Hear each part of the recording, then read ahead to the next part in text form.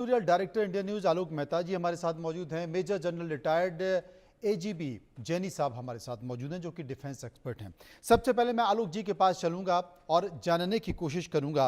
आलोक जी, क्या मान लिया जाए कि पाकिस्तान को अब कड़ा संदेश और संकेत दोनों मिल चुके हैं, और आज जिस तरीके से विदेश मंत्रालय की प्रेस कॉन्फ्रेंस हुई उसमें भी दो टूक कह दिया है कि अगर पाकिस्तान अपने दायरे में रहा तो ठीक है, वरना कभी भी उसको मुंह तोड़ जवाब दिया जाएगा। मनोज जी, देखिए, हमारे साथ रक्षा विशेषज्ञ तो है ही। जी। वो तो सीमा की बातें और सेना की बातें तो बताएंगे। हम्म। मैं आपको ये कह सकता हूँ कि विदेश मंत्रालय से पहले जो प्रधानमंत्री ने आज अदमपुर में बोला और कल राष्ट्र के नाम संदेश, हम्म। देखिए, वो भाषण नहीं था। आज वाले को तो आप भाषण कह सकते हैं जो उन्होंने सैनिकों के बीच दिया, हम्म। लेकिन कल जो राष्ट्र के नाम संदेश दिया, ये भारत के किसी पूर्व प्रधानमंत्री ने उतना सीधी चेतावनी नहीं दी। चेतावनियां देते थे कि आतंकवाद पर लड़ना है, चाहे अटल बिहारी वाजपेयी हो, 65 में लाल बहादुर शास्त्री जी का, इंदिरा गांधी का। मैंने वो सारे, उनको आकाशवाणी का था, मैंने निकाल करके वो देखा, भाषण उनके जो रिटर्न में छपे हुए वो देखे।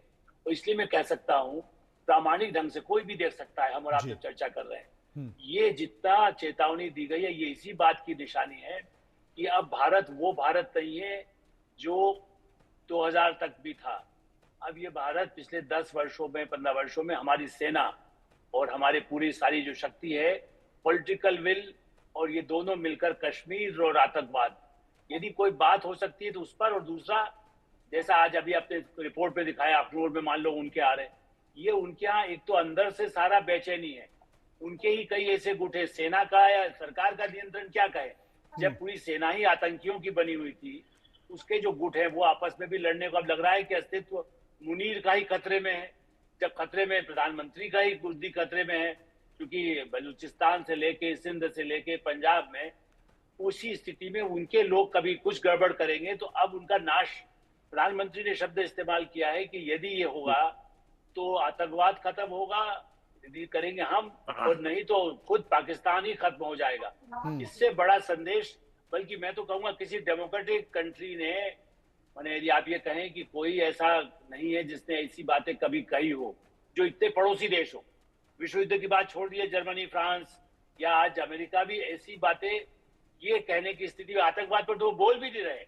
हम्म। अमेरिका का दुर्भाग्य ये है कि उनको कहना चाहिए था कि हम खत्म कर देंगे ओसामा बिन लादेन के लिए, वो खाली कह रहे हैं कि आप जरा ध्यान रखिए। और जबकि उनके खुद, वो उन्होंने जो मिसाइल की धमकी दी है, प्राइम मिनिस्टर ने वो भी कह दिया, आप इससे ब्लैकमेल ना करें, वरना दुनिया को जाके रोते हैं साहब, हमारा ये परमाणु है, हमारी लड़ाई हो जाएगी।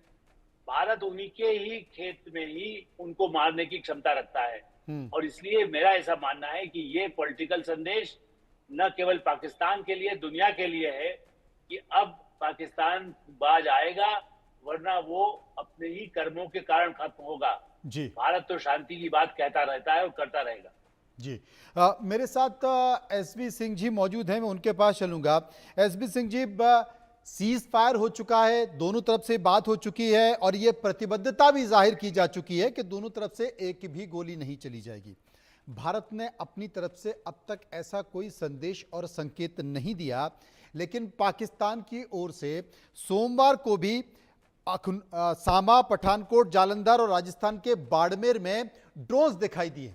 और अभी जब हम बात कर रहे हैं, अब से कुछ देर पहले अखनूर में पाकिस्तान की तरफ से आए हुए ड्रोन्स दिखाई दिए। अब सब कुछ ठीक ठाक हो रहा है, बावजूद इसके पाकिस्तान ये हरकत क्यों कर रहा है?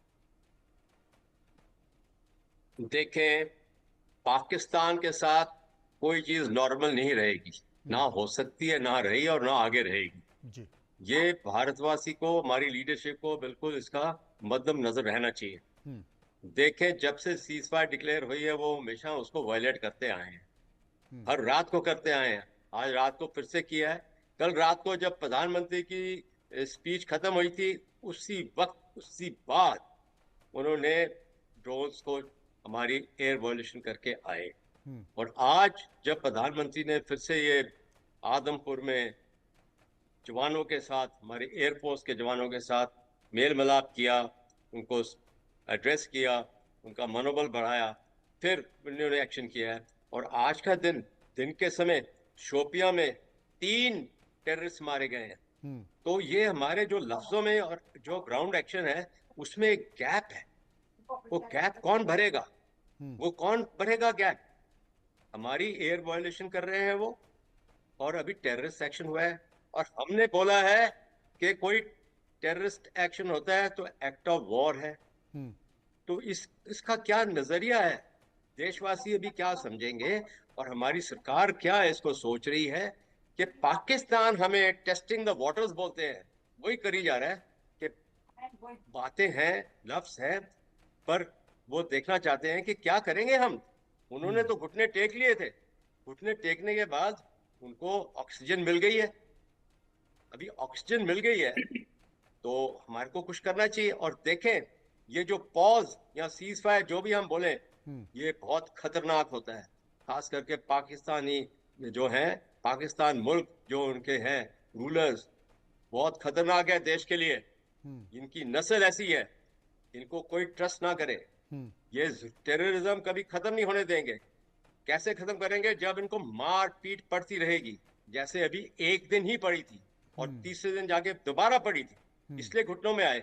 वो सिर्फ यही जुबान, यही लैंग्वेज समझते हैं, यही भाषा समझते हैं। एजीपी जीनी साहब इस वक्त हमारे साथ मौजूद हैं। जीनी साहब, जैसा कि सिंह साहब ने कहा कि भाई लगातार वो एयर वायलेशन कर रहे हैं, और अब जो आतंकवादी हैं घुसपैठ भी हो रही है, तो घुसपैठ रुक नहीं सकती, पाकिस्तान अपनी हरकतें बदल नहीं सकता। अब क्या किया जाए? धन्यवाद मनोज जी। बहुत अच्छा लगता है इंडिया न्यूज पे खास करके आपके साथ डिबेट करना, और ये मैं इसलिए कह रहा हूं क्योंकि मौका मिल जाता है एक कड़वा सच बोलने का। जी, आपके साथ वाकई कड़वा सच बोलने का मौका मिल जाता है जी। तो थैंक यू वेरी मच जी, शुक्रिया। जो सिंह साहब ने अभी बोला, एक एक शब्द से मैं सहमत हूं, and I wish you can replay what Singh Saab has just said.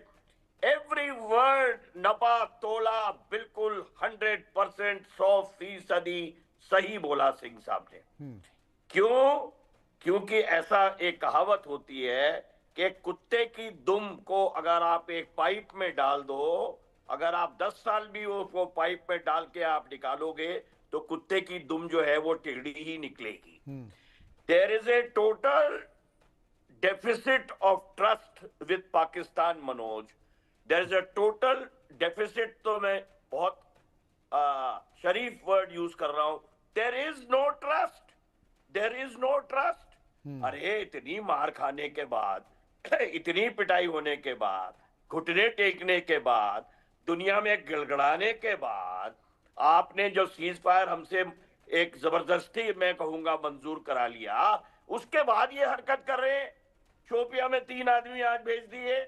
ये क्या बिना किसी इजाजत के आए, बिना आईएसआई की या बिना मुल्ला मुनीर के इजाजत के आए, बिना डीएचक्यू वो जो पाकिस्तान हेडक्वार्टर के इजाजत के बिना आए? जो ये अखनूर में आज ये ड्रोन उड़ रहे हैं और बाकी शहरों में जो आप विस्तार से कह रहे थे ये यूं ही उड़ रहे हैं। What the bloody hell is happening, I want to ask. और जब आप बोलते हो महाविनाशक, अरे महाविनाशक तो कुछ हुआ ही नहीं। 9 ट्रांजिट कैंप उनके, जब आप टेररिस्ट कैंप उड़ा देने का कोई मतलब नहीं है मनोज। ये ट्रेनिंग कैंप क्या होते हैं? 4 बंबू और 1 छप्पड़ और थोड़ा टारपोलिन होते हैं। ठीक है, वहां पे एक जगह उनका मस्जिद भी मिला। आज यहाँ है तो कल वहां। अगर उनको पता भी चल गया होगा, भाप भी आ गई होगी कि हमारे हैं, तो ऑलरेडी उन्होंने वहां से चेंज करके निकल गए होंगे कहीं। तो मेरा पॉइंट ये है कि ये महाविनाशक तो अभी रह ही गया। There is hardly any महाविनाशक work done. And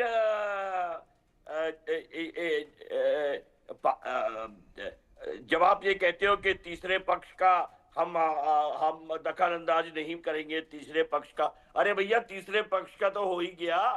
ये जो सीज फायर हुआ ये तीसरे पक्ष से नहीं हुआ तो कौन से मेरे कहने से हुआ क्या? ये तमाम तरह के सवाल है जो लगातार उठ रहे हैं, लेकिन इन सवालों के बीच में भारत ने अपनी प्रतिबद्धता को बरकरार रखा है, और उस बरकरार रखने के बावजूद भी चूंकि भारत सहनशील है, भारत हमेशा मानवता को आगे रखकर विचार करता है, और भारत हमेशा शांति में भी यकीन करता है। लेकिन अब भारत की ओर से संकेत साफ है कि ये अंतिम है, इसके बाद अगर कुछ भी हुआ तो फिर तांडव होगा और उस तांडव की कल्पना भारत नहीं करेगा, समय पाकिस्तान नहीं कर पाएगा। ये समय का अभाव, इसलिए माफी चाहता हूं, शुक्रिया करना चाहता हूं सभी लोगों का। रुकेंगे यहां पर कुछ पलों के लिए, वापस आएंगे तो फिर से समझने की कोशिश करेंगे कि एक चुटकी सिंदूर की कीमत क्या होती है।